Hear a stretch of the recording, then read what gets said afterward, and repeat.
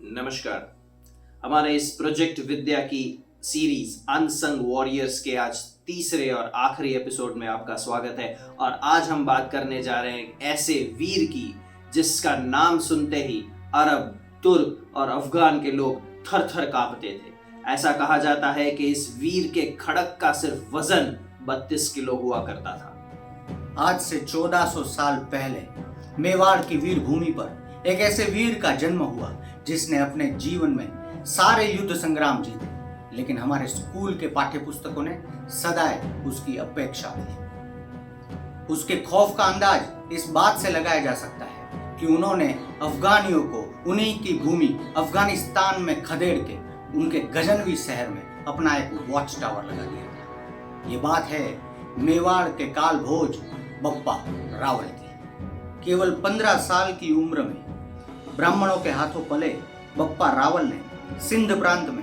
अरब के सुल्तान हजाज की सेना के सामने लड़े युद्ध में अपनी सेना का नेतृत्व किया और इस सेना ने हजाज की लाखों की फौज को खदेड़ के ब्राह्मणाबाद यानी आज के कराची को हजाज के कब्जे से छुड़ा लिया। इससे कुछ ही सालों बाद 712 में अरब खलीफा अल वालिद प्रथम ने कासिम के नेतृत्व में राजा दाहिर को हराया और सिंध प्रांत को अपने कब्जे में लेने में वो सफल हुआ। उसने यहाँ पे मंदिर तोड़े, हमारी माँ बेटियों को अरब में बेचा और अपने जुल्म और कहर का सितम बरसाना शुरू किया। इस समय बप्पा रावल मेवाड़ के सेनापति हुआ करते थे, लेकिन नाग भट्ट ने कासिम का सामना करने के लिए अपनी विशाल सेना का नेतृत्व बप्पा रावल को सौंपा। बप्पा रावल ने सभी अलग अलग सेनाओं को विलय करके विशाल जुलूस निकाल अपनी शक्ति का परिचय कासिम को दिया। बप्पा की शक्ति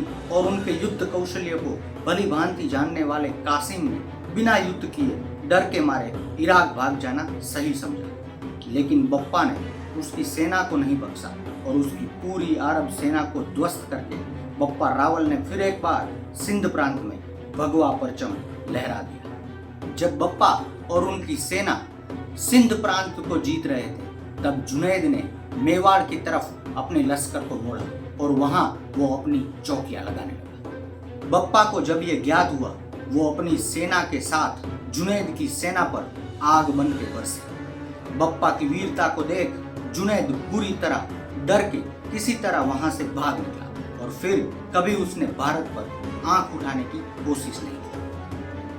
बप्पा रावल की कहानी अभी जारी है, लेकिन इससे पहले भी हमने ऐसे वीरों की कहानी इस एपिसोड्स में बताई है, जिसको आप यहाँ पे क्लिक करके देख सकते हैं। और अगर अभी तक आपने हमारे इस चैनल प्रोजेक्ट विद्या को सब्सक्राइब नहीं किया तो प्लीज इसे सब्सक्राइब कीजिए और बेल आइकन को दबाइए और हमें कमेंट में अपने प्रतिभाव भी जरूर दीजिए।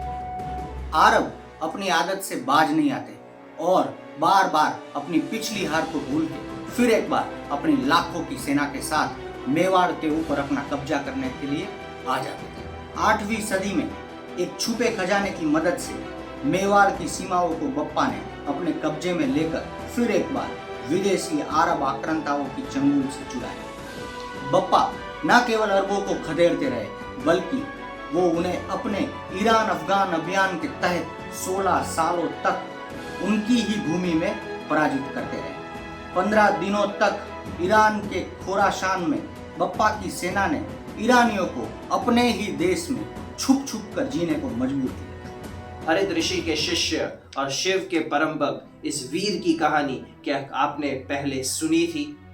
नहीं सुनी होगी, क्योंकि ऐसे वीरों की कहानियां आप तक पहुंची ही नहीं है।